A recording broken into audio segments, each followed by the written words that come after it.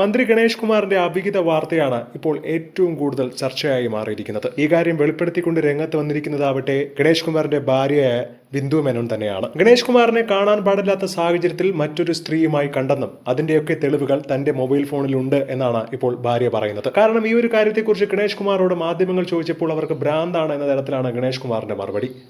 ഇതോടുകൂടിയാണ് സഹികെട്ട് ഭാര്യ തന്നെ ഇപ്പോൾ എല്ലാം വെളിപ്പെടുത്തിക്കൊണ്ട് രംഗത്ത് വന്നിരിക്കുന്നത്. ഗണേഷ് കുമാറിനെ വാളകത്തെ വീട്ടിൽ കണ്ടത് വളരെ മോശം സാഹചര്യത്തിലാണ്. ഇത് പറയാൻ പോലും പറ്റാത്ത കാര്യമാണ്. മന്ത്രിയുടെ ഫോട്ടോ അന്ന് താൻ എടുത്തിരുന്നു.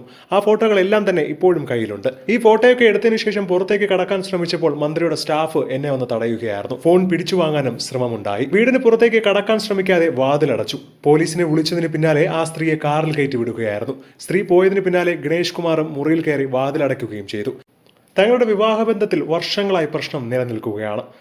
മന്ത്രിയായതിനു ശേഷവും നിരവധി പ്രശ്നങ്ങളാണ് ഞങ്ങൾക്കിടയിൽ ഉണ്ടായത്. പല സ്ത്രീകളുടെയും പേരിൽ വഴക്കുകൾ ഉണ്ടായിട്ടുമുണ്ട്.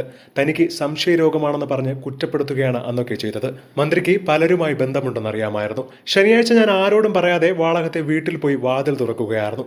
ശാന്തൻ എന്ന ഡ്രൈവറും അവിടെ ഉണ്ടായിരുന്നു. ഞാൻ ബെഡ്റൂമിൽ പോയി കണ്ടത് വളരെ മോശം സാഹചര്യമായിരുന്നു. ഞാൻ ഫോട്ടോ എടുക്കാൻ പോയപ്പോൾ ശാന്തനെ തടയാൻ ശ്രമിച്ചു. എല്ലാത്തിനും ചിത്രങ്ങൾ എന്റെ കയ്യിൽ തെളിവുകളുണ്ടെന്നും ഇപ്പോൾ ഭാര്യ മാധ്യമങ്ങളുടെ മുന്നിൽ തുറന്നടിച്ചിരിക്കുകയാണ്. തെരഞ്ഞെടുപ്പ് നടക്കാനുള്ള ഈ ഒരു സമയത്ത് തന്നെ ഗണേഷ് കുമാറിനെതിരെ ഭാര്യ രംഗത്തെന്നത് ഗണേഷ് കുമാറിന്റെ രാഷ്ട്രീയ ഭാവിയെ തന്നെ ബാധിച്ചേക്കും. എന്താണ് ഇതിനെക്കുറിച്ചുള്ള നിങ്ങളുടെ അഭിപ്രായമെന്ന് താഴെ മറക്കാതെ കമന്റ് ചെയ്യുക. ഒപ്പം ഈ വീഡിയോ മറക്കാതെ ലൈക്ക് ചെയ്ത് ഷെയർ ചെയ്ത് കൊടുക്കുക.